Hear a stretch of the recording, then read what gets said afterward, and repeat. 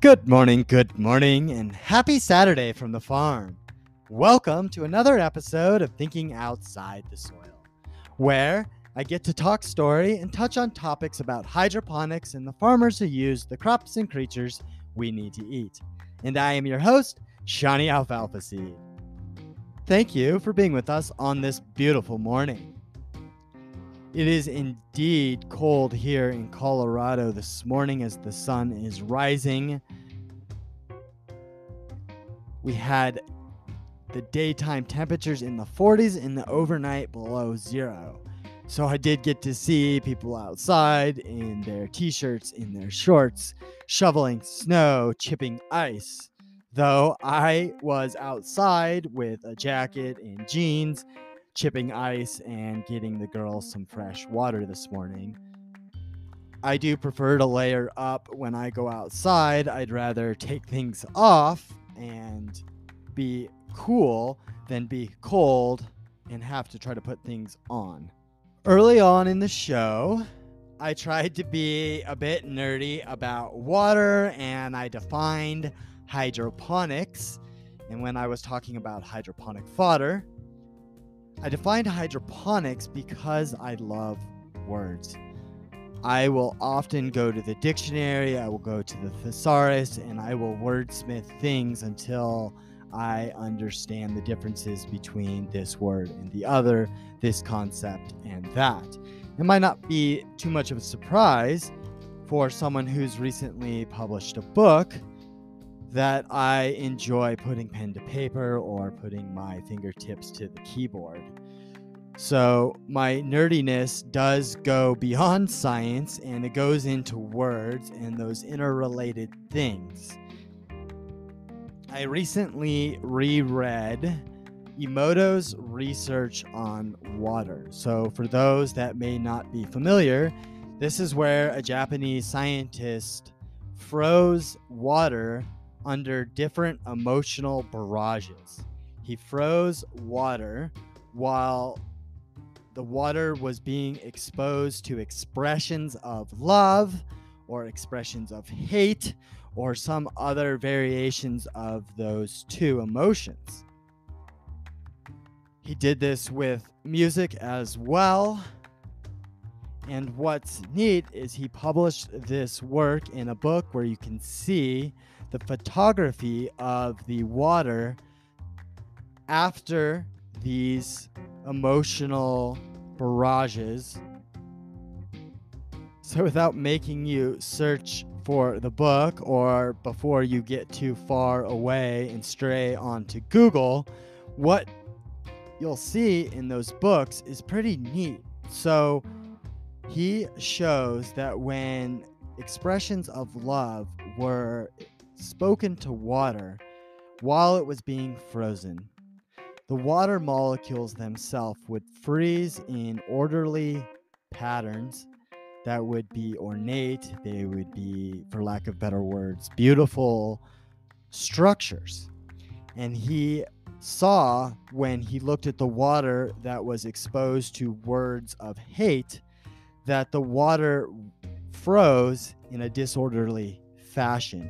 It froze in a very chaotic and, for lack of better words, in non-beautiful way from how we would see it. Now, without going too far down that rabbit hole on his work, the takeaway that I got from that is that water seems to have some sort of intelligence. It has some ability, it seems, to hold memory. Or in another way, water may have a way of conveying some messages. Now, if that's true, it makes me wonder why so many of our ancient civilizations depicted heaven as some place in the clouds. And I wonder that because clouds are primarily condensated water. So I wonder how those clouds are being influenced in some way. And as a Taoist, I tend to see all of that energy around me as the chi, but most specifically, I see that chi as the water all around me.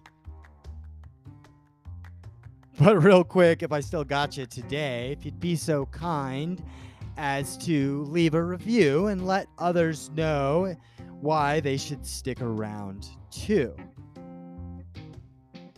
Now, I know it sounds a bit crazy, but I think thought exercises are fun. And maybe I was out in the cold a bit too much this morning, but I am one to think outside the box a little bit. So I think about it like this. We have water all around us. Water's in the ground, water's in the clouds, water is in the air. We call that the water vapor, or we call it the humidity. Now, as farmers, we know that water is the most precious resource that we have. Our lives depend upon it. One could almost say that it's some sort of deity, like a god, perhaps. Now, I mentioned words. I know the word God can put off many people, but I try to say it another way to express that infinite oneness that is all things in this reality as we understand it. Yeah, God is a name, it's a word to describe perhaps the sum of all parts. We can choose to really call it whatever. And perhaps those of you that listen in remember when I talked about my Lebanese professor that said, yeah, that's what I said. Sometimes those in spiritual kindergarten struggle with the words we use to define those concepts. It's a very personal thing, so we get to use what it means to us. What I find really neat is that cultures all across time seem to have an agricultural god. My favorites are the Hopis Kokopelli and the Hawaiians Lono. And I think that's because I was heavily influenced by those two cultures at some really influential times in my life. I grew up with a family that was exposed to Native American culture a lot. I've mentioned in previous episode that my grandma was born on the Crow Reservation in Gary Owen. And my grandma is a lily white girl, but she grew up in those hard times almost 90 years ago. So we were exposed consistently to all of that culture that she embraced as a little girl. And later on in life, when we would visit our grandparents, we would see them down in Sedona. My grandfather was actually a bronze caster for a lot of Native American artists, so he did a lot of their casting of their sculptures, and they had this really neat connection with the artists from all around. We got to spend some time on the Navajo reservation and in the Hopi reservation. There's a story from when I was a little kid that my dad tells me. He one day ventured into a little roadside shop, and he toted along his little boy, and all of the heads, as soon as we walked in, I guess, rubbernecked right to these two lily white guys walking in. And my dad began to ask them if they had any cold beer. So there's two things here. There's no beer allowed on the reservation, and it's a Sunday. And we got a lot of scrutiny. We were followed by the tribal police out of the store, and they slowly followed my dad all the way off of the reservation. And so I didn't know how much exposure I was getting to these cultures at such an intimate level.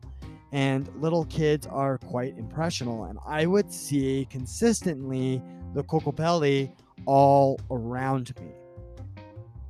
So it's one reason why it's heavily influential. And I went to university at the University of Hawaii. And it was the first time that I had the opportunity to move away from Colorado. And from being from Colorado myself, I was a bit isolated in the world I was living in from not having lived in other areas of the world. So it was actually a culture shock, as I've shared. When I went to Hawaii, I got to experience racism towards me for the first time and truly got this neat exposure and learned about their culture and their deities there. Being someone who loves agriculture and was there to be a fish farmer and study hydroponics, I asked a lot of questions about the Hawaiian god Lono. What I find really interesting is that the conversations about water are often overlooked when we talk about those agricultural deities. Now, we all know that water is extremely important, and yet we don't necessarily say that these beings, if you will, or these characters that we've created are some kind of controller of water. Water being one of the most important things to make plants grow, aside from our friend the sun. The Kokopelli is defined as the god of agriculture and fertility. And so to me, it seems it's almost always about seeds and the soil. Yet I know the ancients obviously thought outside the soil and knew much about water. The Hopi were corn people. They were people of the corn, and corn needs a lot of water. It's not any different than it was then. Our improved varieties today use water even better. But if a culture can thrive under cultivation, it's clear that water was very important. So perhaps they just assumed that we should know about the subtleties of water that we may not quite have known until Dr. Emoto started to ask some really wild and weird questions and do experiments that were unknown and unprecedented at the time. So as I'm out every morning pouring my water into the clean, unfrozen water dishes, when I'm out feeding my fish, I often wonder if the water around me is being influenced by my current emotions. We all go through emotions throughout the day, some up, some down. So I am actually quite mindful when I go out into the farm or when I go out to the chickens and do my best to exude, for lack of better words, a loving emotion and personality. I greet my girls every day by saying, "Good morning, girls," and I feed our fishes by saying, "Hey, fishes, good morning, fishes, it's time to eat."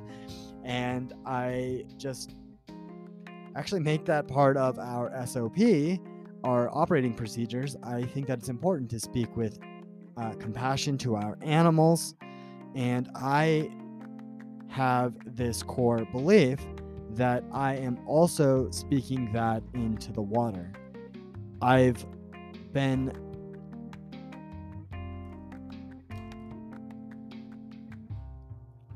beholden to that belief for a bit of time.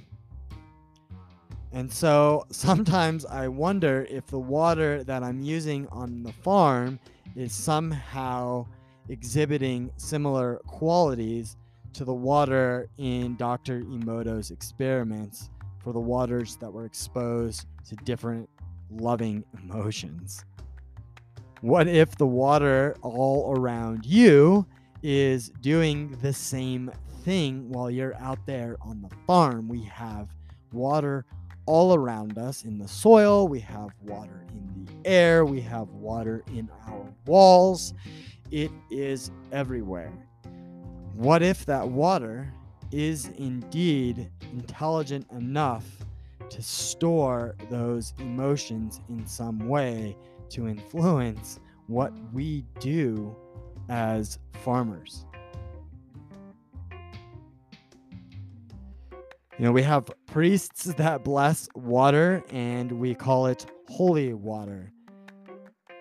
So maybe as the keepers of our agriculture, we're doing the same thing for those of us out there that are enjoying what we're doing. We're out there loving our time doing the deal.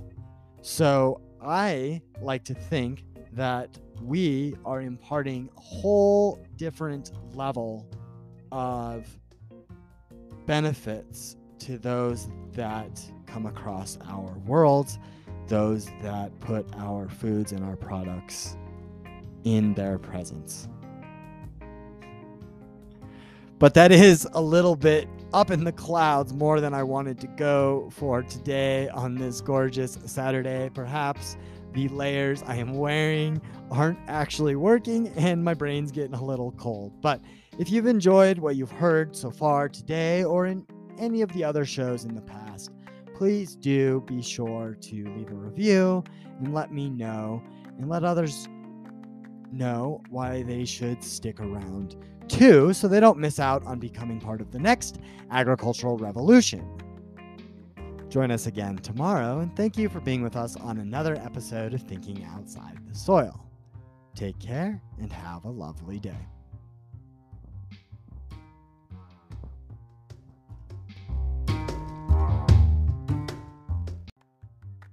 Hey, before you go, check out the links below, and if you'd be so kind as to leave a rating and review and follow the show. For those with feathered friends, don't forget to get yourself some of our Blooming Health Farms Chicken Blend Sprouting Mix. This supplemental mix has been shown to give you some of the best eggs with the yummiest yolks. You'll have happy, healthy hens that abandon the feeder and give you eggs with high levels of vitamin A and omega fatty acids. So don't forget to get yourself some Blooming Health Farms Chicken Blend Sprouting Mix.